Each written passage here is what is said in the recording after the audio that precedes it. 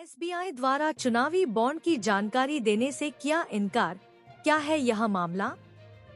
नमस्ते दोस्तों, आपका स्वागत है हमारे चैनल जीआरटी बिजनेस में। आज के वीडियो में हम आपको एक महत्वपूर्ण खबर के बारे में बताएंगे, जिसमें भारतीय स्टेट बैंक एसबीआई ने आरटीआई कानून के तहत चुनावी बॉन्ड की जानकारी देने से किया इनकार किया है। मामले का विवरण। एसबीआई ने चुनाव आयोग को दिए गए चुनावी बॉन्ड का ब्यौरा देने से इनकार किया है, दावा करते हुए कि यह व्यक्तिगत जानकारी है जिसे किसी जिम्मेदार हैसियत से रखा गया है। चुनावी बॉन्ड योजना पर आपत्ति।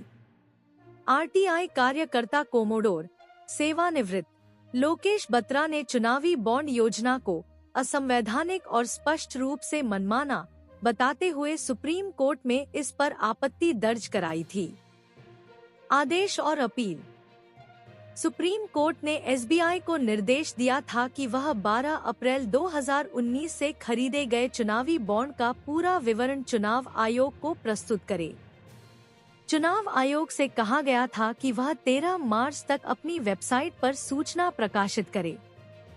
11 मार्च को अदालत ने समय सीमा के विस्तार की मांग करने वाली एसबीआई की याचिका को खारिज कर दिया और 12 मार्च को व्यावसायिक घंटों के अंत तक चुनाव आयोग को चुनावी बॉन्ड के विवरण का खुलासा करने का आदेश दिया। एसबीआई का दावा।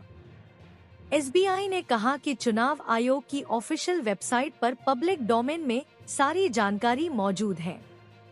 एसबीआई ने कहा था कि 1 अप्रैल 2019 से इस साल 15 फरवरी के बीच दानदाताओं ने अलग अलग मूल्य के कुल 22,217 चुनावी बॉन्ड खरीदे, जिनमें से 22,030 को राजनीतिक दलों ने भुनाया।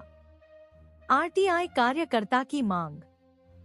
आरटीआई कार्यकर्ता कोमोडोर लोकेश बत्रा ने एसबीआई से उपलब्ध कराए गए इलेक्टोरल बॉन्ड का पूरा डेटा डिजिटल रूप में देने की मांग की थी। बत्रा ने कहा कि यह आश्चर्य की बात है कि एसबीआई ने वह सूचना देने से इनकार कर दिया जो पहले से ही चुनाव आयोग की वेबसाइट पर है। एसबीआई की प्रतिक्रिया। बैंक ने सूचना के अधिकार आरटीआई अधिनियम के तहत दिए गए 2 छूट प्रावधानों का हवाला दिया, जिसमें धारा 8(1)(e) और धारा 8(1)(j) शामिल है। केंद्रीय लोक सूचना अधिकारी तथा एसबीआई के उप महाप्रबंधक द्वारा बुधवार को दिए जवाब में कहा गया, आपके द्वारा मांगी गई सूचना में खरीदारों और राजनीतिक पार्टियों से जुड़ी जानकारी मांगी गई है और इसलिए इसका खुलासा नहीं किया जा सकता क्योंकि यह जानकारी एक जिम्मेदारी के तहत सार्वजनिक नहीं की जा सकती। आरटीआई कानून की धारा 8(1)(e) और (j) के तहत ऐसी जानकारी देने से छूट प्राप्त है। चुनावी बॉन्ड के बारे में अंतिम तिथियां। चुनाव आयोग ने एसबीआई से चुनावी बॉन्ड के विवरण का खुलासा करने का आदेश दिया था, जो बैंक ने पहले से ही चुनाव आयोग की वेबसाइट पर प्रकाशित किए गए थे। चुनाव आयोग ने 14 मार्च को एसबीआई द्वारा जारी आंकड़ों को अपनी वेबसाइट पर प्रकाशित किया, जिसमें बॉन्ड भुनाने वाले राजनीतिक दलों और दानदाताओं का विवरण था। शीर्ष अदालत ने 15 मार्च को प्रत्येक चुनावी बॉन्ड के लिए अद्वितीय संख्या को रोककर पूरी जानकारी नहीं देने के लिए एसबीआई को फटकार लगाते हुए कहा था कि बैंक जानकारी का खुलासा करने के लिए कर्तव्यबद्ध था।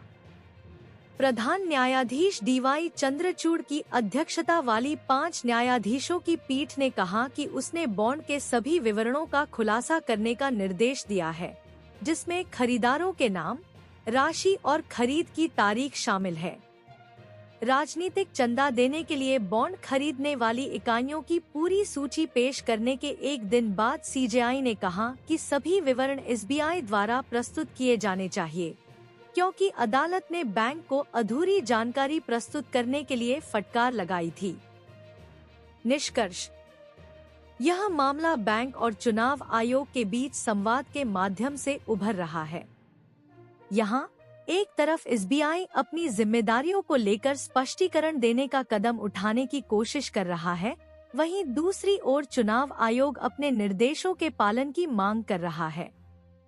चुनाव बॉन्ड के बारे में जानकारी के मामले में सुप्रीम कोर्ट के निर्देशों के बावजूद एक तरफ चुनाव आयोग और दूसरी ओर बैंक के बीच आपसी सहमति हासिल करना मुश्किल हो रहा है। इस मामले में राष्ट्रीय स्तर पर जिम्मेदार संस्थाओं के बीच सहयोग की आवश्यकता है ताकि इस प्रकार की अस्पष्टता और उत्पीड़न से बचा जा सके। हमें और आपको इस समस्या के समाधान के प्रति सकारात्मक प्रयास करने की आशा है और विश्वास है कि आगामी समय में इस मामले का समाधान होगा।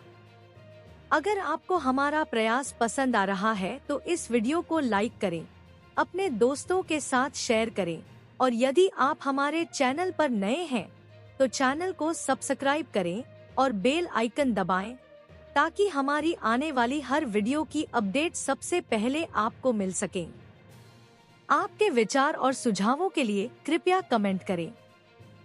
फिर मिलते हैं नई वीडियो के साथ, तब तक के लिए धन्यवाद। इसके साथ साथ आप वीडियो डिस्क्रिप्शन में दिए गए लिंक के माध्यम से हमसे सोशल मीडिया पर भी जुड़ सकते हैं। जीआरटी बिजनेस चैनल खबरों का स्रोत समाचार एजेंसियों, जनमत और अन्य सार्वजनिक स्थानों से प्राप्त करता है। हम पूरी कोशिश करते हैं कि यह सारांश और रिपोर्टिंग सटीक और सत्यापित हो, लेकिन हम किसी भी विवाद या त्रुटि के लिए जिम्मेदार नहीं हैं। हमारा उद्देश्य जनमत को जानकारी प्रदान करना है।